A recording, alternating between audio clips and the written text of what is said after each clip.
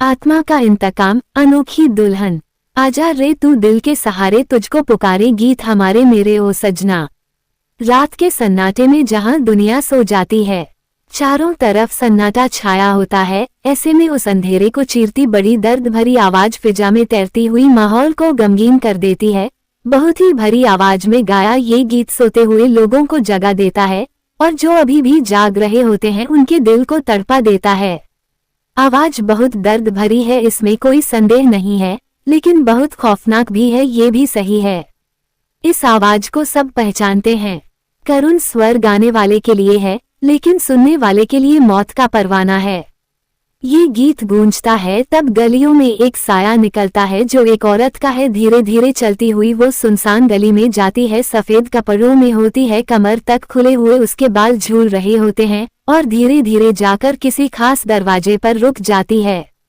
बड़ी मधुर आवाज में बुलाती है और निकलने वाले को अपने साथ ले जाती है। फिर वह जाने वाला लौटकर नहीं आता है, आती है तो उसकी मौत की खबर।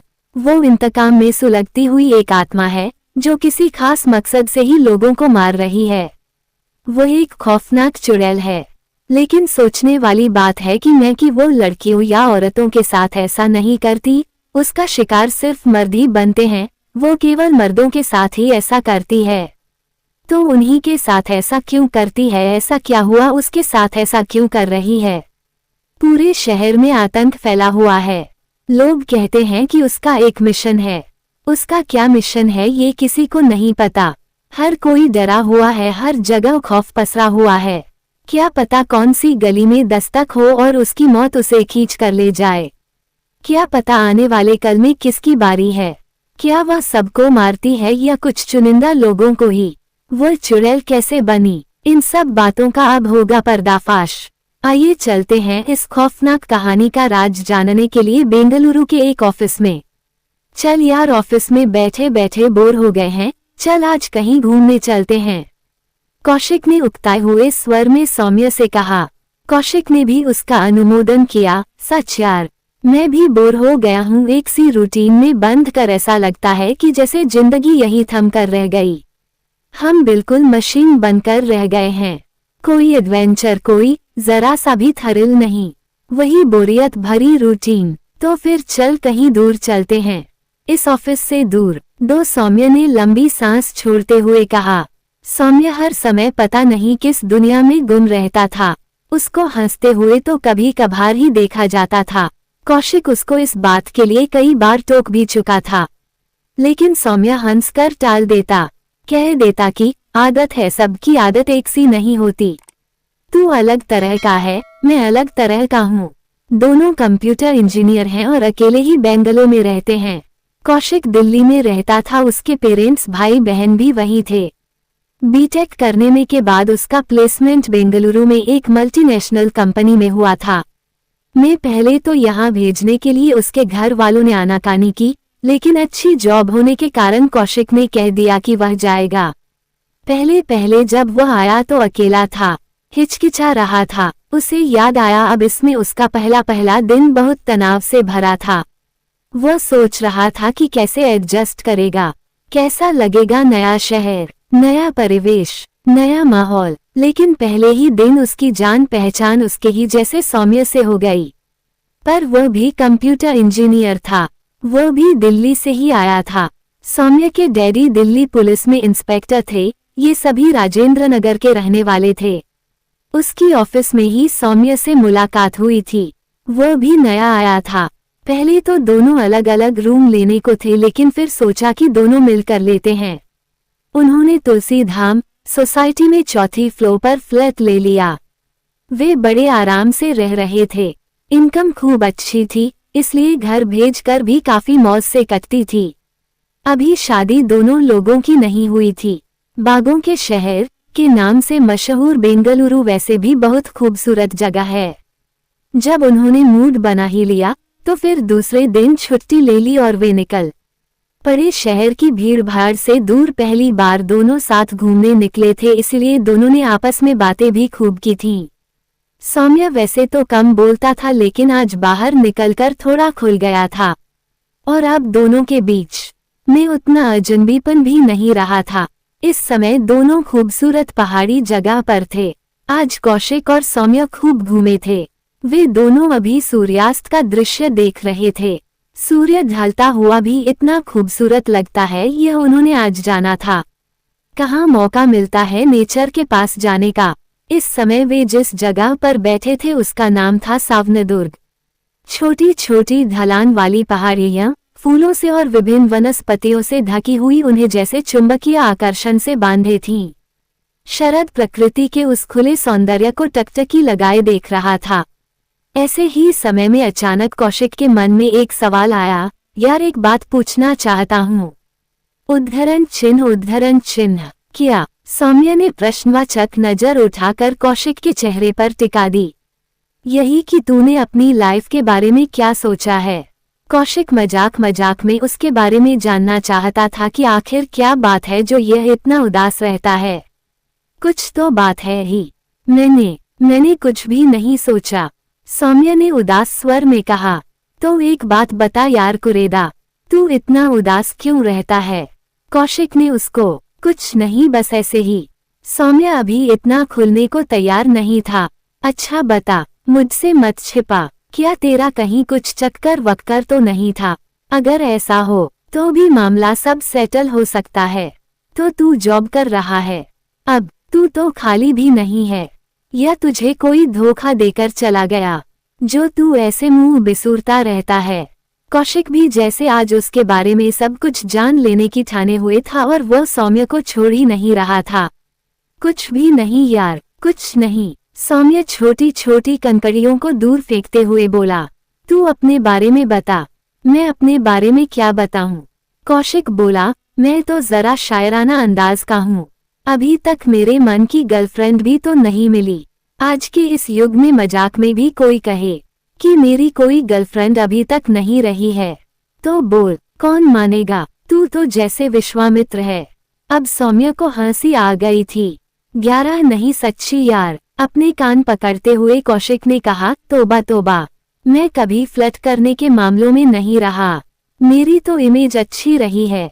हाँ और क्या, कुछ अंदर से ऐसी बात रहती है कि मैं लड़कियों को फ्लर्ट नहीं कर पाता। मैं सोचता हूँ कि जिससे भी मेरा रिश्ता जुड़े वह सच्चे दिल का हो, वह मेरी बातों को समझे।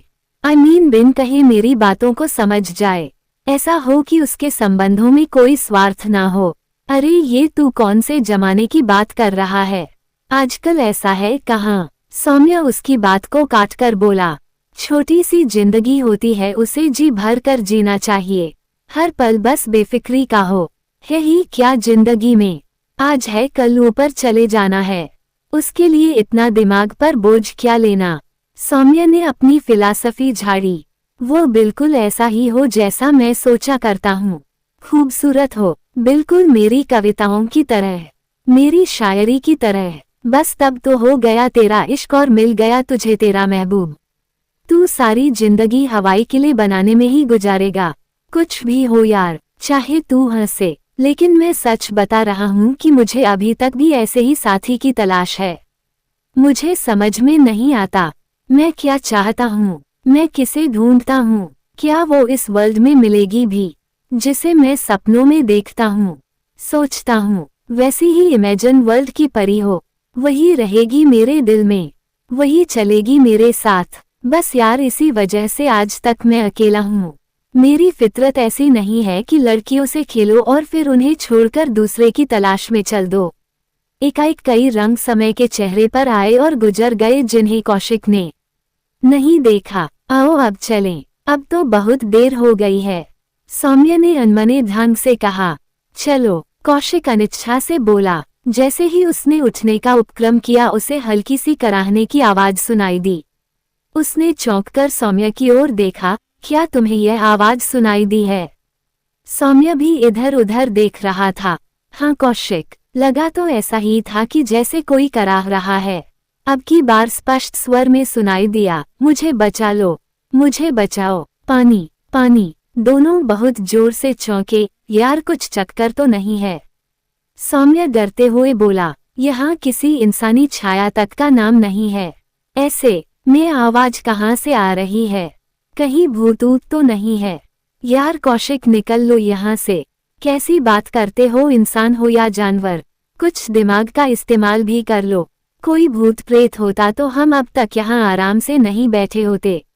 अब तक वह हमें चबा चुका होता। कौशिक के स्वर में झुंझलाहट थी। अरे हाँ, इस बात पर तो मैंने ध्यान ही नहीं दिया, पर नाराज क्यों होता है यार। चल देखते हैं, आगे आगे तू, पीछे पीछे मैं। शाम का झुटपुटा उतर आया था। चैप्टर 1। दोनों ने सुना। इस बार आवाज बहुत स्पष्ट थी, जो किसी लड़की की थी। मुझे निकालो, मुझे बचा लो, पानी पानी। इतनी दर्द भरी आवाज थी कि दोनों अब उस करुण पुकार को नजरअंदाज नहीं कर सके। लेकिन सौम्य उस आवाज से और भी डर गया। बोला, माना कोई जरूरतमंद है, लेकिन मुझे तो वो कोई चुड़ैल लगती है। वह नीचे नहीं गया, वह वहीं रुक गया और कौशिक से बोला, जाओ, तुम ही इस लड़की को बचाने का पुनीत कार्य करके आओ। कौशिक सौम्य के डर को लक्ष्य कर मुस्कुराने लगा और उसे तैश दिलाने के लिए बोला, यार, काया डरते हैं जिनकी आत्मा कमजोर होती है, जिन्होंने कोई पाप किया होता है। मैंने कोई पाप किया है क्या? ये देखो, अभी गया अभी आया। कहकर वह दूने जोश से पहाड़ी की ढलान उतरने लगा। उस आवाज का अनुसरण करते हुए उस ओर बढ़ा। उसे आश्चर्य हो रहा था कि लड़की यहाँ कैसे आ गई। इस शांत बियाबान जगह में वो क्या कर रही थी। नीचे जाकर उसने देखा कि एक उभरी हुई जगह, पत्तों के ढेर से आवाज आ रही है। मेरा दम घुट रहा है, मुझे निकालो। कौशिक ने उस जगह से सूखे पत्ते से हटाने शुरू किए। उन पत्थरों से उसे एक लड़की का हाथ दिखाई दिया। उसने जल्दी से मिट्टी, पत्थर और पत्तों को उठाया तो पहले लड़की का सिर दिखाई दिया, फिर पूरी लड़की बरामद हुई। लाल रंग की सितारों से झिलमिलाती साड़ी पहने हुई थी, जो मिट्टी में सनकर धूल गर्द में अटकर बदरंग हो गई थी। कौशिक को जैसे झटका लगा। उसकी कल्पना साकार हो गई थी। उसकी इमेजिन वर्ल्ड की परी उसके सामने थी। ऐसी ही लड़की के बारे में तो वह सोचता था। वही शक्ल, वही सूरत। लड़की बहुत खूबसूरत थी। कौशिक उसको देखता ही रह गया। फिर उसे होश आया कि वो लड़की उसके बारे में क्या सोचेगी।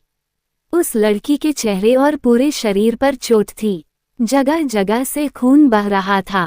कौशिक को उस पर बहुत तरस आ रहा था। अपनी सी लग रही थी वह। सच बात तो ये थी कि वो उसकी खूबसूरती के जादू की गिरफ्त में आ गया था। उसकी लाल साड़ी को देखकर लगता था कि वह शादीशुदा है, पर और कोई चिन्ह जैसे सिंदूर, बिछिया मंगलसूत्र उसके शरीर पर नहीं थे। कौशिक ने उसे पानी मिलाया। गट गट करके वह पूरी बोतल का पानी पी गई। अब उसने अपनी आंखें ढंग से खोलीं। वह बड़ी कोशिश करके धीरे धीरे खड़ी हुई और धूल झाड़ने लगी। कौशिक ने उससे एक साथ कई सवाल दाग दिए। आप कौन हैं और यहाँ कैसे फंसी? क्या आपको किसी ने चोट पहुँचाई है या कोई दुर्घटना हुई है? अरे रुकिए रुकिए, वह हंसी। उसकी हंसी भी भुवन मोहिनी थी। दिल के तार झनक उठे। धूल, चोट के निशान, खून लगा होने पर भी जो चेहरा हंसता हुआ कीचड़ में कमल की तरह सुंदर लगता है, वह स्वस्थ होने पर और श्रृंगार करने पर कितना सुंदर होगा। वो उसकी सुंदरता पर हैरान था या कोई और बात थी जो वो उसकी गिरफ्त में जकड़ रहा था। कुछ ऐसा था उस लड़की में। कहाँ खो गए? मैं यहाँ घूमने आई थी। अकेले ही घूमने निकल जाती हूँ। मुझे प्रकृति के नज़ारे देखना बहुत अच्छा लगता है। अब वो लड़की कौशिक को बता रही थी, मैं वहाँ पहाड़ी पर खड़ी खड़ी अपनी सेल्फी ले रही थी। तभी अचानक आंधी आए और उस आंधी में मैं अपना संतुलन कायम नहीं रख पाए और लुढ़कती हुई यहाँ आकर गिरी। ऊपर से लुढ़कते हुए पत्थर आकर गिरे। उन पत्थरों ने और पत्तों ने मुझे ढक लिया। मैं तो तुरंत ही बेहोश हो गई थी। पता नहीं कब तक बेहोश रही। जब होश आया तो मैंने मदद के लिए पुकारा और आप चले आए। इतना कहकर उसने जो कृतज्ञ नज़र कौशिक पर डाली तो कौशिक निहाल हो गया। चलिए आपको आपके घर पहुंचा दूं। आप घायल हैं, अकेले नहीं जा पाएंगी। मेरा घर। उसकी बड़ी बड़ी आंखों में उदासी तैराई। मेरा घर कोई नहीं है। अनाथ हूँ। अनाथ आश्रम में पली बड़ी हूँ। और फिर मैं एक स्कूल में पढ़ाने लगी थी। मैं एक बार बीमार हो गई, इसकी वजह से कई दिन तक स्कूल नहीं जा पाए और तब स्कूल से मुझे निकाल दिया गया। मैं अलग कमरा लेकर रहती थी। किराया नहीं दे पाई तो उसने भी मुझे निकाल दिया। मुझ अकेली लड़की पर उसकी नीयत ही खराब थी, इसीलिए मैंने उसका घर छोड़ने में ही भलाई समझी। आप मुझे अपने यहाँ ले चलिए, आपका काम कर दिया करूँगी, खाना झाड़ू पोछा सब करूँगी।